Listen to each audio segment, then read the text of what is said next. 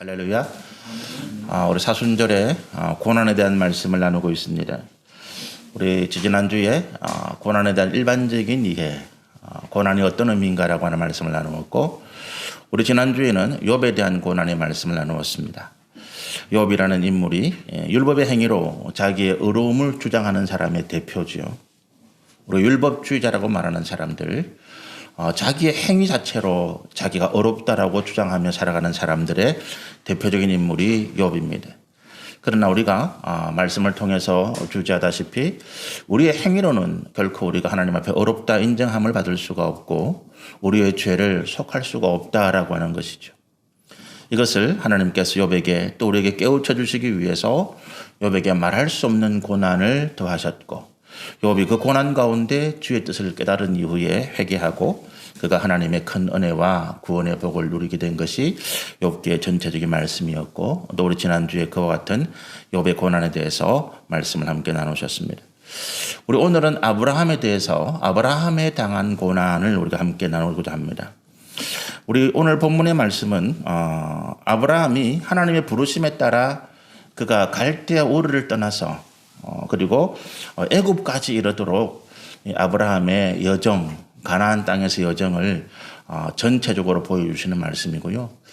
이 말씀이 저는 아브라함이 가졌던 신앙의 어떤 방향, 또 그가 하나님을 찾고자 했던 믿음의 길의 어떤 모습을 보여주는 말씀이다, 그렇게 생각을 합니다. 먼저 말씀을 한번 보시죠. 우리가 1절부터 4절까지 그리고 5절부터 10절까지의 말씀으로 나눌 수가 있는데, 1절부터 4절까지는 아브라함이 그가 75세에, 4절에 보면 75세에 하나님의 말씀을 따라 그가 길을 떠났다라고 되어 있는데, 75세라는 나이에 아브라함이 왜 그가 이 가나안이라고 하는 낯선 곳을 향해서 그 모든 소유를 거느리고 떠났을까 하는 이유가 1절부터 3절 그리고 4절까지 기록이 되어 있죠. 그리고 5절부터 10절까지는 가나안 땅에서의 여정입니다.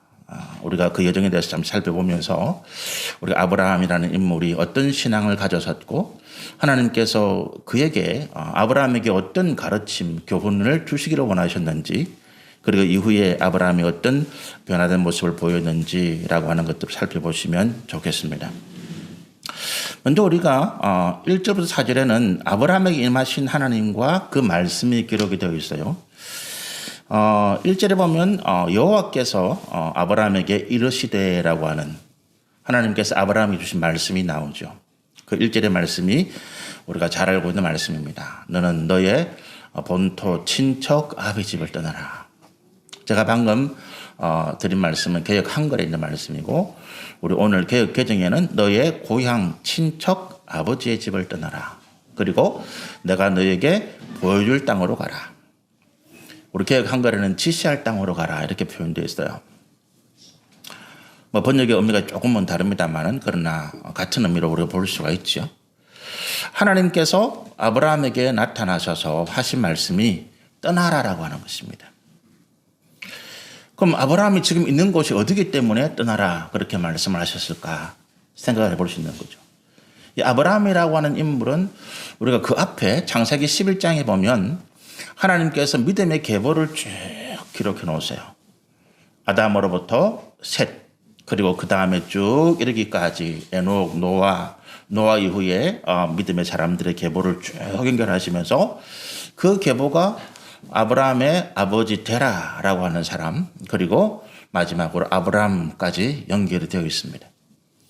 그러니까 이 아브라함이라는 사람은 하나님께서 인정하시는 믿음의 계보의 중심 인물입니다. 핵심 인물이죠. 직계라고 말할 수 있는 거죠. 그리고 그가 떠나왔던 고향은 우리 창세기 11장의 마지막에 보면 그의 아버지 데라가 갈대아 우르 지역에서 살았다, 이렇게 표현하고 있습니다. 이 갈대아 우르라고 하는 지역은 지금으로 치면 이라크 지역에 있어요. 이라크 지역에서 좀 남쪽으로 따뜻하고 물이 많고 그리고 비옥한 초승달 모양의 어떤 그런 비옥한 지역을 표현하는 부분이 있는데, 그 지역에 살았던 세계 4대 문명이라고 하는 메소포타미아 문명이 발달했던 그 지역에 살았던 사람입니다. 근데 이 데라를 비롯해서 아브라함의 아버지인 데라를 비롯해서 그 조상들, 창세기 11장에 기록되어 있는 그 믿음의 계보를 이어가는 사람들의 삶이 어떠했느냐. 우리가 여호수아 24장에 보면 앞에 잠깐 기록이 되어 있어요. 여호수아 24장 2절에 보면 여호수아가 이런 이야기를 합니다. 우리의 조상 아브람 그리고 그 아버지 데라가 갈대아 우르 지역에 살 때에 우상을 섬겼다. 그렇게 표현을 해요. 그러니까 성경에는 자세히 기록이 되어 있지 않지만 갈대아 우르 지역의 그 메소포타미아 문명의 풍성한 어떤 환경적인 여유 이런 것들을 누리던 지금도 이라크 지역에서 이렇게 발굴되는 고대 유적지를 보면 우상이 그렇게 많아요. 각종 우상들이 엄청나게 많이 발굴되는데 그곳에서 이 믿음의 계보를 이어왔던 사람들도 그와 같이 하나님을 향한 온전한 믿음의 모습을 잃어버리고 세상과 타협하고 또 세상의 어떤 시류를 쫓아서 자기들의 부귀와 영화를 바라보는 그런 삶을 살았더라. 그 결과 하나님에 대한 온전한 믿음의 모습은 잃어버리게 되는 거죠. 우리가 세상 속을 살아가는데 저는 이 네 글자를 꼭 기억하시면 좋겠어요. 화의부동이다라고 하는 거예요. 화합할 화자예요. 어조사 이자라고 하는 거죠. 화의부동, 아니부자에 동일하다 할 때 동자입니다. 우리가 그리스도인들이 하나님의 진리의 말씀 가운데 세상을 살아가는데 이 세상 가운데서 분란을 일으키고 다투고 시기하고 미워하고 그래서 이 세상을 혼란케 만드는 일을 해서는 안 되죠. 그리스도인들이 이 땅을 살아가는 가장 중요한 삶의 지표는 화평입니다. 화합입니다. 화평이에요. 그 화자 그죠. 우리가 화평을 지향하면서 이 땅을 살아가되 그러나 세상과 동일해서는 안 된다라고 하는 거예요. 우리 그리스도인들이 살아가는 삶의 어떤 한자로 사자성어 저는 화의부동이다. 세상을 살아가는 그리스도인들이 세상과 화평하며 살아가야 되지만 그러나 결코 세상이 하는 것처럼 하나님을 알지 못하는 이 죄인된 사람들이 살아가는 삶의 모습과 똑같이 살아서는 안 된다.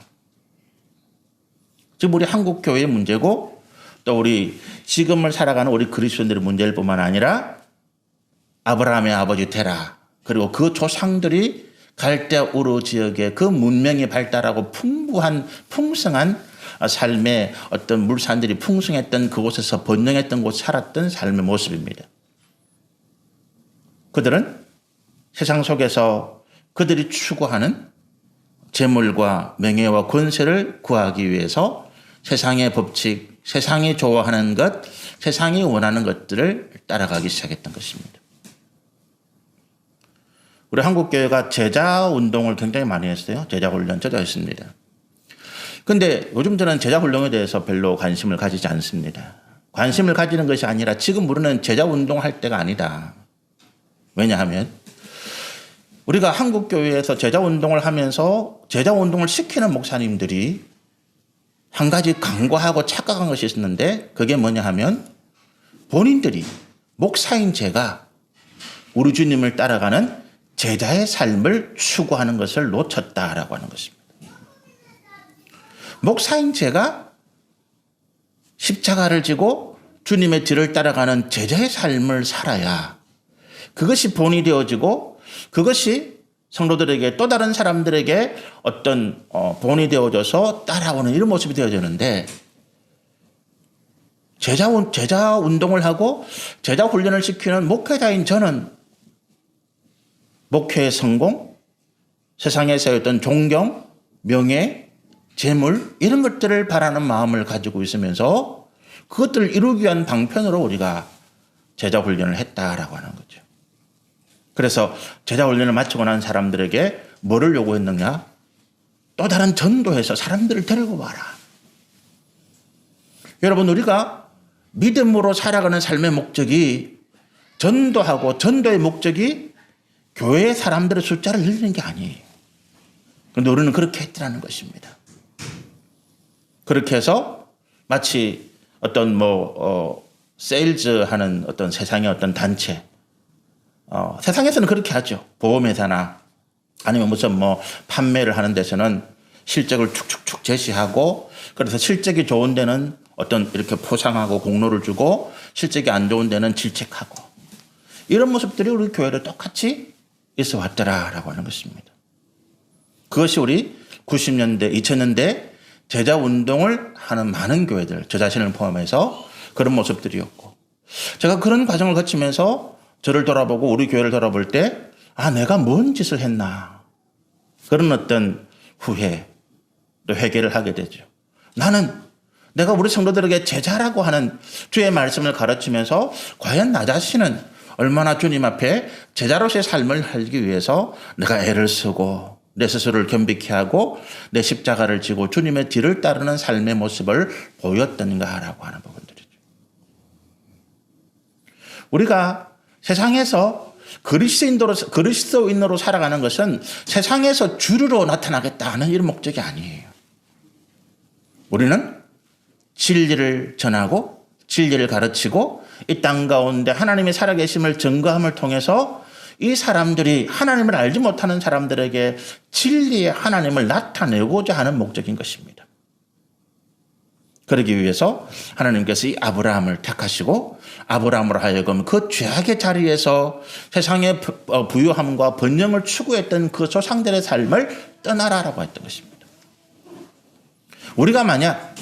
우리가 지금 만약 내 삶의 자리가 그런 모습이라면, 내가 그리스도인으로 이름으로 살고는 있는데 내 생각이, 내 가치관이, 또 내가 살아가는 삶의 자리에서 내가 추구하고 목적하는 것이 이 땅에서의 번영과 번성이라면 나는 그 삶의 자리를 떠나야 한다.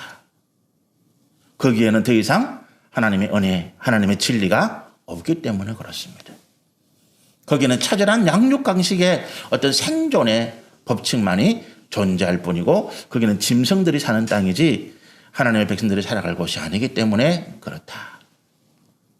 그래서 하나님께서 아브라함에게 네 고향, 친척, 아버지의 집을 떠나라라고 하신 것입니다. 그랬으면서 하나님께서 지시하실 곳, 하나님께서 인도할 곳, 지금 그 죄악된 삶에서 살아가는 우리의 모습과는 다른, 그야말로 하나님의 화평함이 있고 진리 역사가 있고 공의가 있고 사랑이 넘치는 하나님의 나라를 이루어갈 땅. 여러분, 그 땅이 중요한 것이 아니죠. 우리가 지금 뭐 이스라엘로 돌아가야 되고 우리가 중동에 있는 지역적인 가나안 땅으로 돌아가자는 이야기가 아닙니다. 내가 살아가는 삶의 자리가 그와 같이 하나님께서 미워하시는, 세상에 거짓되고 불의하고 세상의 어떤 허무한 것들을 쫓아가는 내 삶의 자리를 벗어나서 그걸 버리고 지금 내가 살아가고 있는 이 자리를 하나님께서 기뻐하실 만한 믿음의 삶으로 바꿔놓는 것. 이것이 우리 12장 1절을 통해서 하나님께서 아브라함에게 또 저와 여러분에게 주시는 말씀이다라고 하는 거예요. 여기를 창원을 떠나서 어디 뭐 다른 곳으로 가라 이런 게 아닙니다. 창원이 제약된 도시니까 저기 오염되지 않은 뭐 저기 상주나 뭐 경기도 어디 가고 강원도 어디 골짜기 가라 이런 이야기가 아니에요. 내가 지금 살아가는 삶의 자리를 바라는 거예요. 그곳이 죄악으로 가득한 곳이라면 그 삶의 모습을 버리고 떠나라 하는 거죠. 그리고 하나님께서 이끄시는 그 사랑과 공의와 진리와 화평의 역사 가운데 믿음으로 나아가라라고 하는 것입니다. 그러면서 2절과 3절이 축복과 약속의 말씀이죠. 우리가 읽어보면 내가 너로 큰 민족을 이루고 내게 복을 주어 내 이름을 창대하게 하리니 너는 복이 될지라. 내 이름을 높이겠다, 창대하게 하겠다. 여러분, 이것을요 우리가 개인의 영광으로 생각하시면 안 되죠. 우리가 하나님께서 베드로서에 보면, 베드로전후서에 보면 하나님께서 왜 우리를 구원하시고 왜 우리 가운데 복을 주시고 왜 우리 가운데 이와 같이 큰 은혜를 주시는가? 이유는 딱 한 가지예요. 우리가 모델 케이스다라고 하는 거예요. 모델 케이스다. 모델 케이스 아시죠? 그 사람을 통해서 본보기로 삼으시는 거예요. 봐라, 하나님께서 사랑하시는 자에게는 이와 같이 은혜를 주신다. 그가 진리 가운데 행하고 믿음으로 역사하는 그 삶의 믿음의 역사를 지켜가는 사람에게는 하나님께서 이와 같이 은혜를 베푸신다. 그러니까 너희도 그와 같이 되어라. 이게 모델 케이스예요. 하나님을 알지 못하는 사람들에게 우리가 모델 케이스인 거죠. 바로 저 사람들, 하나님을 믿는, 예수를 믿는, 진리 가운데 믿음으로 살아가는 저 사람들이 어려움 가운데 망할 것 같았고 환난과 시련 가운데 다 고꾸라지고 쓰러질 것 같았는데 아니더라. 그들이 믿는 하나님이 도와주시더라. 지금 이 땅에 고난과 어려움을 당하는 수많은 사람들이 길이 없잖아요. 길을 찾지 못해요. 돈이 많은 사람도 자살하고 권력을 가진 사람도 자살하고요. 길이 없어요. 우리가 그 길을 보여주는 거예요. 돈이 없는 우리가 이 땅에 돈을 가진 사람들에게 인생에 살아갈 길을 보여주는 거예요. 아무런 권력도 없고 그냥 차이면 차이는 대로 그냥 무시하면 무시당하는 대로 살아가는 우리가 그 권력을 가지고 무시하는 우리에게 하나님의 진리의 길, 인생이 살아갈 참된 길을 보여주는 거예요.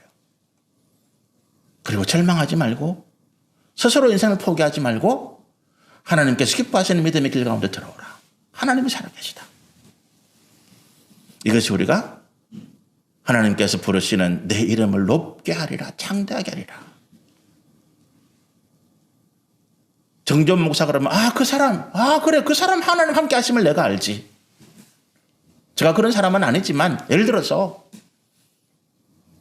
정전 목사 그러면 그 뭐 순 욕심만 많아가지고 순 뭐 이런 이름이 아니라 하나님께서 그 사람을 이름을 부르실 때에 그 세상에 그 이름을 기억할 때에 그는 정말로 하나님께서 함께 하셨던 믿음의 사람이었다. 그 사람은 진짜 예수 믿는 사람이었다. 그 사람이 믿는 하나님이라면 나도 믿고 싶다. 이렇게 기억되는 이름이 의지의 복입니다. 너는 복이다. 하나님이 인정하시고 내 삶을 하나님이 인정하시고 하나님이 기뻐하실 뿐만 아니라 세상이 또한 존경하고 세상이 또한 높여주는 그런 이름. 개인의 영광과는 다른 것이죠. 3절에 보면 너를 축복하는 자에게는 내가 복을 내리고 너를 저주하는 자에게는 내가 저주하겠다. 땅의 모든 족속이 너로 말미암아 복을 얻을 것이다. 두 가지인데요. 하나는 하나님이 우리를 대신하여 우리의 모든 일에 개입하겠다는 거예요. 어떤 사람이 저를 저주합니다. 내가 그 사람을 상대할 필요가 없어요. 하나님이 내 삶의 문제에 개입하셔서 나를 대적하는 것을 하나님께서 대적하시는 겁니다. 어떤 사람이 나를 선대하고 어떤 사람이 나에게 복을 빌어줍니다. 내가 그 사람에게 없는 내가 뭘 갚을 수 있겠어요? 뭐 갚으려고 해도 갚을 게 없어. 그러나 하나님께서 나를 선대하고 나에게 은혜를 품은 그 사람을 기억하셔서 그 삶에 복을 내려주신다는 거예요. 하나님이 내 삶에 개입하시겠다는 것입니다. 그리고 하반절의 말씀 보면 땅의 모든 족속이 너로 말미암아 복을 얻을 것이다. 내 손으로 하는 모든 일에 하나님이 복을 주시는 거예요. 우리 교회에 여러 일을 하시는 분들이 계시잖아요. 그 하는 일들 가운데 하나님이 복을 주심으로 누가 함께 복을 받습니까? 거기에 함께 일하는 직원들. 내 가게가 잘 되니까 그 상권이 살아나잖아요. 그 주변에 있는 가게들이 덩달아 잘 되는 거예요. 저는 그렇게 믿어요. 우리가 10년 전에 이 용호동에 왔는데 10년 전에 용호동 올 때 이 주변이 별거 없었어요. 뭐 카페 한두 개 있었고 식당 요 앞에 몇 개 있었고 지금처럼 이런 분위기가 아니었어요. 그때는 뭐 널널하게 차도 될 때도 많았고 그런데 불과 3, 4년 지난 다음부터 카페가 하나 둘 생기고 식당이 늘어나고 지금은 아주 여기가 창원에서 아주 핫한 플레이스가 됐죠. 저는 갑자기 그렇게 된 이유 저는 우리 교회가 이겼기 때문에 믿어요. 제 교만입니까? 저는 그렇게 생각하지 않습니다. 우리가 별로 잘한 건 없지만 하나님의 교회가 이곳에 있음으로써 이 주변의 사람들이 하나님의 은혜를 누리게 되는 것이죠. 여러분이 믿음 가운데 하나님의 뜻을 따라서 진리 가운데 살아갈 때 하나님 여러분을 하는 모든 일들을 복을 주십니다. 그것이 나만 잘되게 하는 것이 아니라 내 주변의 사람들에게 은혜가 같이 미치는 거예요.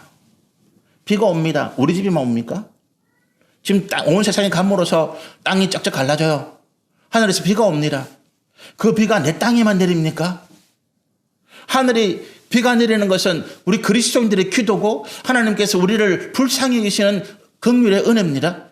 그런데 그 은혜를 누가 같이 누려요? 주변에 하나님을 알지 못하는 사람들이 누리는 거예요. 여러분의 사업이 잘 되기를 축복합니다. 여러분이 하시는 모든 일들이 하나님 은혜 가운데 번성하기를 축복합니다. 그 일을 통해서 함께 일하는 직원들, 그 주변의 상가에 함께 영업하는 가게들, 내 주변에 함께 살아가는 이웃들에게 하나님의 은혜가 넘쳐나고 그 사람들이 여러분들을 통해서 하나님이 복을 주시는구나. 그렇게 알게 되기를 소원하고 축복합니다. 그 사람이 요셉이잖아요. 요셉은 노예입니다. 요셉이 애굽의 보디발의 집안에 팔려갔을 때에 그는 노예예요. 종이에요.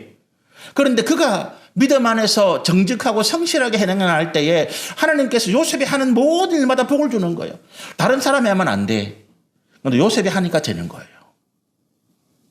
여러분도 그런 경우 많잖아요. 다른 사람이 손댔는데 안 됐어. 그런데 우리 가게가 들어가고 내가 운영하고 내가 그 일을 하니까 잘 되는 거예요.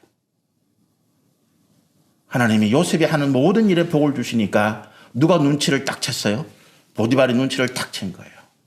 아, 요셉 저 사람, 하나님을 믿는 저 사람이 하는 일에는 하나님이 그를 형통케 하는구나. 그를 높이는 거죠. 하나님이 저와 여러분에게 그런 은혜 주시기를 소원합니다. 그러기 위하여 내 본토, 친척, 아버지 집을 떠나라는 거예요. 네가 지금 살아가고 있는 그 죄악의 삶의 자리를 떠나라는 것입니다. 그리고 하나님을 향하여서 믿음의 길을 걸어가라 라고 하는 거죠. 타절에 보면 아브라함이 여호와의 말씀을 따랐고 롯, 아브라함의 조카입니다. 그와 함께 갔고 아브라함이 하란을 떠날 때 75세였더라. 아브라함이 75세라는 걸 왜 강조할까요? 저는 이렇게 생각해요. 우리가 하나님 말씀 앞에 순종함에 있어서 늦었다 하는 시기는 없어요. 나이가 많아서 안 된다는 건 없어요. 어제 뉴스에 보니까 기가 막힌 뉴스가 나왔더라고요. 그 전두환 전 대통령의 둘째 아들 전재용이라는 인물 있잖아요. 이 인물이 자기가 이제 벌금 추징금 40억을 못 내가지고 감옥 갔어요. 2년 6개월 동안 감옥에서 이제 노동을 해서 돈을 대신했습니다. 그런데 그가 이런 고백을 했어요.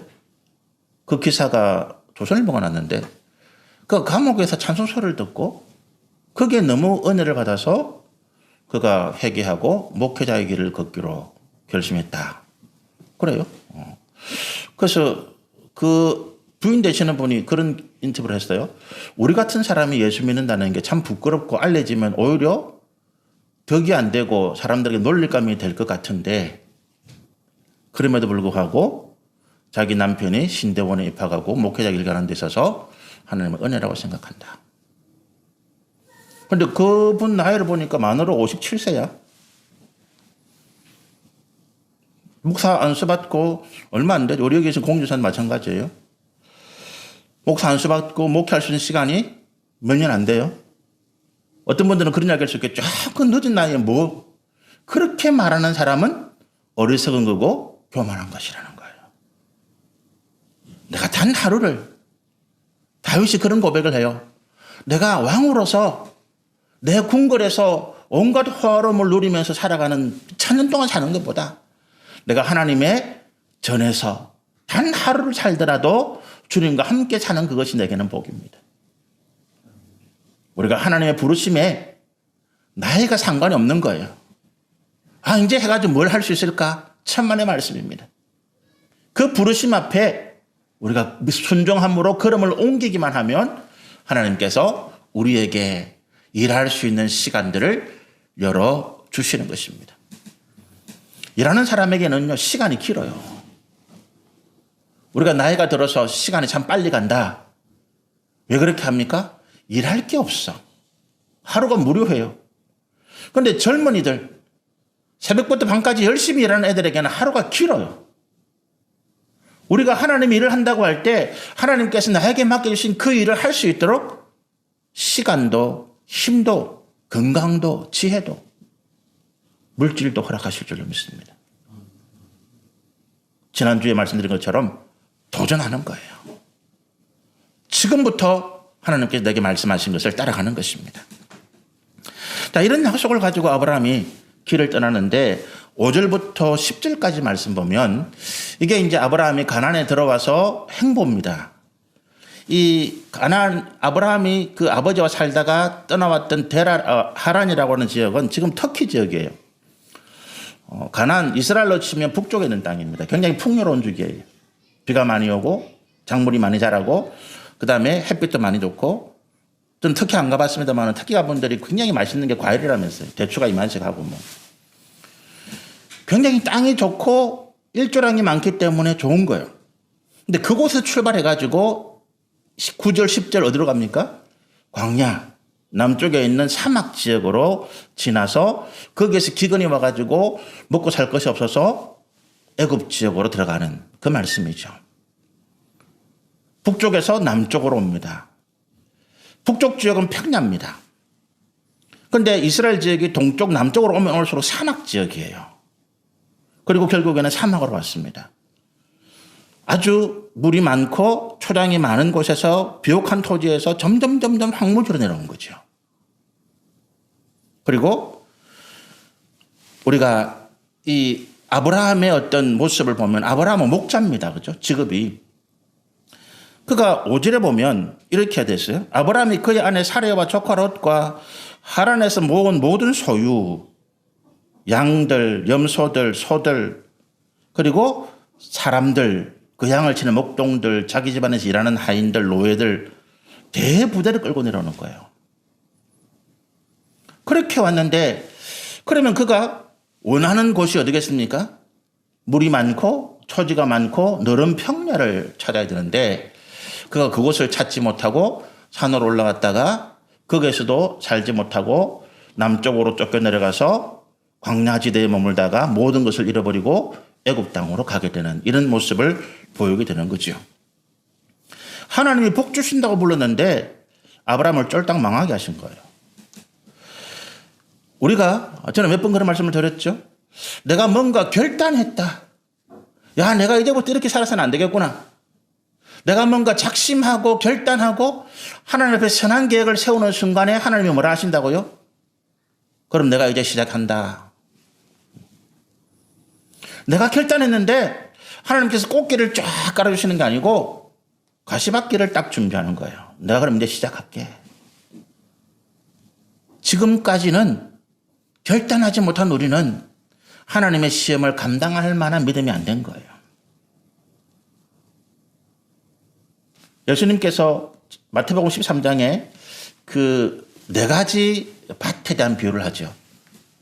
어떤 사람이 씨를 뿌리는데 그 씨가 들어는 길가에 떨어지고 돌밭에 떨어지고 가시덤불 밑에 떨어지고 옥토에 떨어졌다. 길가라고 하는 것은 하나님께 관심이 없는 거예요. 떨어졌는데 사람들이 왕래하고 막 그러니까 그게는 하나님 관심이 없어. 말씀이 떨어졌는데 사단이 즉시 빼앗아가 버리는 거예요. 그 말씀이 뭔지 기억도 모르고 이해도 안 되고 무슨 소리 하는 거야 지금. 내 관심은 온통 세상에 있는 거지요. 그런 상황에서 결단하고 야 내가 하나님 믿어야 되겠다. 그 다음에 옮겨오는 밭이 어딥니까? 돌짝이라는 거예요. 돌을 막 골라내고 갈아냈다면 그 다음에 거기에서 뭐가 났어요? 엉겅기, 가시덤불이 막 자라는 거예요. 이것들을 제거해야 옥토가 된다는 거죠. 이 4가지 밭의 비유는 우리 믿음의 상태를 이야기하는 겁니다. 아브라함이 길가 같은 삶에서 믿음에서 아브라함의 조상 그 아버지 데라와 조상들이 하나님의 믿음의 계보는이었지만 그들의 삶에서 하나님은 전혀 관심이 없고 세상에서 어떻게 하면 잘 먹고 잘 살까를 궁리하고 그래서 복 준다는 우상을 쫓아다니고 하나님의 진리를 떠나서 세상과 타협하고 살았던 그런 모습, 길가의 모습에서 그 하나님의 부르심을 따라 길을 딱 옮겨왔잖아요. 하나님께서 준비하신 것은 돌밭이제라라고 하는 것입니다. 왜 그렇게 하셨을까라고 하는 거예요. 왜 그렇게 하셨을까? 우리가 이 아브라함이 북쪽에서 출발해서 남쪽으로 이 가나안 이스라엘을 길게 쫙 관통해가지고 애국까지 들어가는데 어떤 분은 이걸 이렇게 이야기해요. 하나님께서 아브라함을 통해서 미리 이 가나안 땅을 다 둘러보게 하셨다. 뭐 그럴 수도 있죠. 그러나 저는 그렇게 생각하지 않습니다. 이 말씀은 우리가 아브라함이 하나님의 말씀을 따라 출발할 때의 상태 그리고 그가 애굽으로 들어가서 하나님 앞에 그 하나님을 떠나서 다시 애굽으로 들어가기의 상황을 비교해보면 답이 나와요.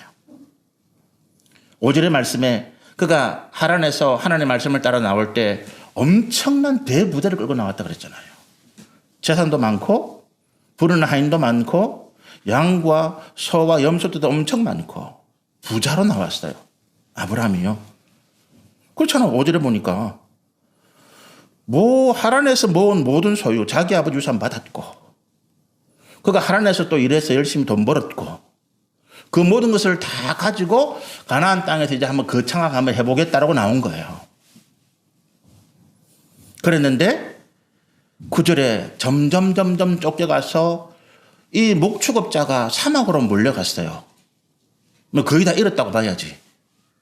그 사막에서 기근이 왔습니다. 먹을 것이 없는 거예요. 굶어 죽지 않으려고 애굽으로 들어간 것입니다. 이때쯤 와서는 어떻습니까? 아브라함이 가졌던 모든 것들을 다 잃어버린 거지. 풍요롭게 출발했다가 쫄딱 망한 거예요. 하나님께서 왜 이와 같은 길들을 인도하셨을까라고 이야기할 때 아브라함의 믿음이라는 게 이런 거라는 거예요. 지금 우리가 아는 아브라함이 아니고 우리가 아는 아브라함, 믿음의 조상인 아브라함은 창세기 15장을 거쳐서 22장까지 가야 완성되는 인물이고 지금 창세기 12장에서 하나님의 인도하심을 따라 믿음으로 내가 이제 하나님 제대로 믿어봐야지라고 출발하는 상태의 아브라함의 믿음은 어떤 믿음이었느냐. 그는 철저하게 육적인 삶의 성공을 자기의 복의 기준으로 가지고 있던 사람이었다. 그가 비록 하나님의 말씀을 따라서 자기 아버지가 살고 있던 그 고향, 친척, 아버지 집을 떠나왔다고 하지만 그러나 아직도 그를 지배하고 있는 본질적인 가치관, 삶의 어떤 판단할 때 그가 의지하는 생각들, 그와 같은 모든 일들의 어떤 판단의 어떤 주관하는 일들은 뭡니까? 육신적인 한계를 벗어나지 못하고 있는 분들. 우리도 그렇잖아요. 제가 목회를 하겠다고 하나님 앞에 나왔을 때 어떤 마음을 가지고 있었느냐 하면 제가 회사를 다니고 그리고 이웃에 있는 어떤 교회를 다니면서 제가 열심히 신앙생활을 했거든요. 전도하고 또 뭐 성경공부 가르치고 회사에서도 그렇게 했어요.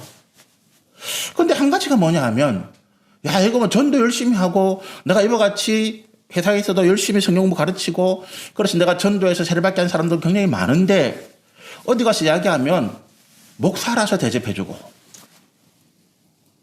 나는 교회 집사니까 좀 홀대를 받는 이런 느낌이 들어요. 뭐 목사 옆에 있는 저 목사, 김 목사, 박 목사 저 뭐 별것도 아닌데 나보다 말씀도 못 가르치고 나보다 전도도 못하고 나보다 하는 것도 없는데 저 사람도 어디 가니까 목사라고 막 대우해주고 나는 가니까 그래요 뭐 쳐다도 안 본다는 거지.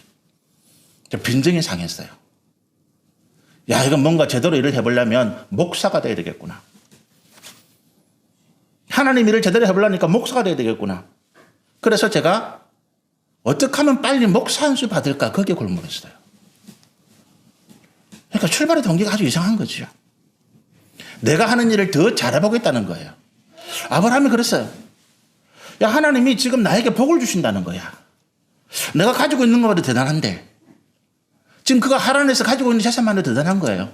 그런데 여기에다 하나님 더 주신다는 거예요. 하란에서 내가 지금 괜찮게 사는데 사람들이 어디 가서 아브라함 그러면 저 사람 괜찮은데 저 사람 대단한 사람인데 이렇게 하는데 그보다 더 대단하게 해주겠다는 거야. 더 나아가서 자손 대대로 잘 먹고 잘 살게 해주겠다는 거지. 혹한 거예요. 야 이런 하나님이 안 따를 리가 없네. 근데 하나님 부르심이 그런 게 아니었잖아요. 하나님의 부르심에 대해서 하나님의 말씀에 대해서 우리가 착각하고 오해하는 이유는 뭡니까? 하나님의 말씀이 어렵기 때문이 아니라 그 말씀을 이해하는 바탕인 내가 육신의 정욕과 탐욕 가운데 빠져있기 때문이라는 거예요. 하나님이 그걸 깨뜨리는 거죠. 재물을 가지고 나왔습니다. 엄청난 재산을 가지고 나왔어요. 필요합니다. 그렇잖아요. 그냥 내가 열심히 했는데 그럼 지금까지 내가 뭐 목사하는데 지금까지 내가 뭐 가지고 있던 재산 다 버리고 나옵니까? 아닙니다. 필요해요. 내가 앞으로 예수 잘 믿겠다. 그렇게 결정하고 그렇게 작정했습니다. 그럼 지금까지 가지고 있는 내 재산 내가 다 팔고 그거 다 남에게 나누어주고 내가 예수 믿어야지. 그거 아니에요. 그걸 말하는 게 아닙니다. 의지하지 말라는 거예요. 하나님은 의지하라는 거예요. 여러분 우리가 재물을 의지한다. 이게 구체적으로 뭘 이야기할까요? 저는 성경을 보면 세 가지를 이야기합니다. 첫 번째는 이 뭔가 내가 가지고 있기 때문에 안심이 되는 거예요. 여기 계신 우리 성도님 가운데 전에 내가 일할 때는 굉장히 힘들었는데 지금 어디 옮겨가니까 이게 참 좋고 잘 된다. 그래서 이걸 어떻게 지켜야지. 이런 마음이 있다 칩시다. 그건 나쁜 마음이 아니에요. 좋은 마음이죠. 그렇게 돼야 돼요. 그런데 그걸 지키기 위해서 어떻습니까? 거기만 붙잡는 거지. 거기까지 인도하신 하나님은 내가 잊어버린 거예요. 어려운 상황 가운데서 나를 여유롭고 풍요로운 상황으로 인도하신 분은 하나님인 거예요. 그런데 내가 이거를 지키려고 하나님을 잊어버린 거지요. 그래서 어떻게 합니까? 악한 방법도 쓰는 거예요. 하나님 뜻이 아님에도 불구하고 내가 막 그렇게 행해 나가는 거예요. 이 두 번째입니다. 주의 뜻이 아님에도 불구하고 그걸 내가 깨달아. 이렇게 하는 게 주의 뜻이 아닌데. 그런데 내가 지고 있는 것을 유지하고 더 잘되게 하기 위해서는 어쩔 수 없지. 이렇게 생각한다는 거예요. 내가 몰라서 안 하는 게 아니에요. 알지만 하나님 뜻이 아닌 것도 알고 이게 믿음의 길이 아니라는 것도 알지만 내가 지고 있는 것을 유지하고 더 번성하기 위해서는 하나님 한 번만 눈 감아주세요. 이게 우리가 재물을 의지한다는 두 가지예요. 세 번째는 내가 그렇게 모았어요. 내가 그렇게 가졌어요. 이걸 아무도 노타치. 하나님도 손 못 대. 내 뜻대로. 내가 하고 싶은 대로. 그래서 주의 선한 일과 모든 주의 역사를 내가 무시하고 내 마음대로 하겠다는 이것이 내가 재물을 의지한다는 세 번째예요. 우리 그렇게 가는 거예요. 그 과정에서 하나님은 철저하게 배제되는 거죠. 나를 이 자리에 인도하신 분이 하나님이신데 아브라함에게 많은 재산을 주시고 아브라함을 복되게 하시고 아브라함을 영광되게 하신 분이 하나님이신데 그 하나님을 잊어버리기 시작하는 거예요. 뭐 때문에요? 내가 가지고 있는 것 때문에. 그래서 하나님께서 때로 내 건강을 흔들기도 하시고 내 사업장을 흔들기도 하시고 내 자녀를 흔들기도 하시는 거예요. 흔듭니다. 무너뜨리시는 게 아니에요. 흔든다. 흔들릴 때 그 흔드는 거 붙잡고 있으면 같이 넘어지는 거죠. 같이 흔들리잖아요. 이게 믿음의 방황이에요. 이거를 흔들리는 걸 내가 붙잡고 있으면 같이 흔들리는 거예요. 이게 믿음의 방황이라는 거예요. 어떻게 해요? 그 터이신 흔들리지 않는 요동치 않는 하나님 앞에 내가 다시 무릎 꿇는 거예요. 하나님, 제가 지금 뭘 붙잡고 있는지 깨닫게 해주시니 감사합니다. 아브라함에게 주신 은혜가 이거예요. 아브라함이 지금 하나님 앞에 믿음으로 나왔는데 그가 하나님을 의지하기보다 하나님 주신 그 복의 말씀을 자기 욕심과 탐욕으로 해석해서 하나님은 나를 더 크게 만드시려는 것보다 그럼 내가 요거를 종잣돈으로 해가지고 더 크게 만들어야지. 하나님 여기에 복 주세요. 여기에 해주세요. 그리고 이걸 크게 만들기 위해서는 때로는 수단과 방법도 가리지 않고 하나님의 선한 역사를 무시하기도 하고 그렇게 만들어 놓은 것은 아무도 못 건드려. 이건 내 거야. 그렇게 내가 생각할 때 하나님께서 그 마음을 깨뜨리시는 거예요.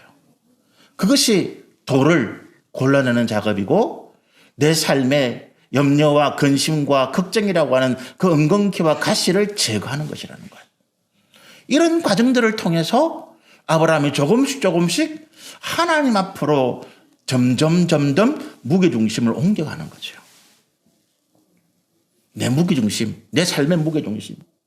내가 어떤 일을 판단하고 계획하고 결정할 때 이게 더 잘 될 건가 안 될 건가의 문제가 아니라 내가 이렇게 함으로써 내가 돈을 더 많이 벌고 내가 이렇게 함으로써 더 많은 내가 사업장을 열고 이렇게 함으로써 내 사업이 더 잘 되고 내 가정이 더 잘 되고 이게 문제가 아니라 어떻게 하는 것이 하나님의 진리의 말씀 가운데 올바른 것인가.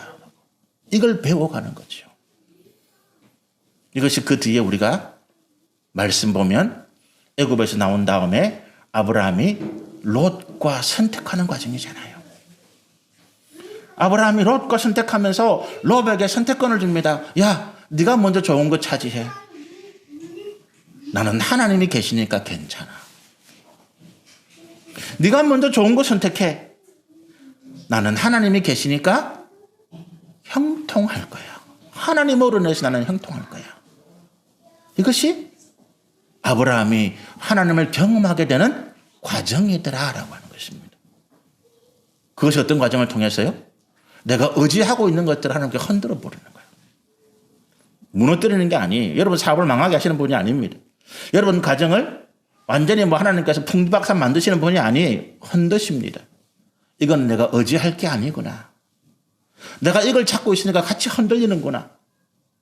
내가 다시 굳건하게 서기 위해서는 이 세상의 것 흔들리고 요동하는 이것이 아니라 하나님 안에 있어야 되겠구나.